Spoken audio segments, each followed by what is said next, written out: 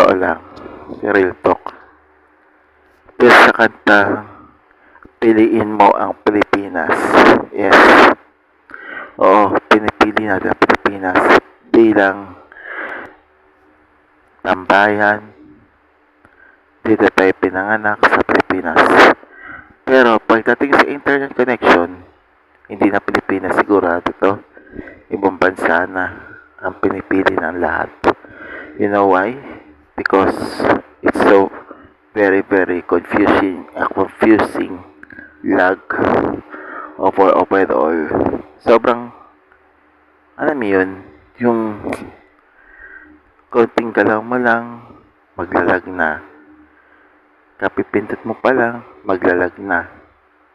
Parang nagkaroon na ng lagger sa server.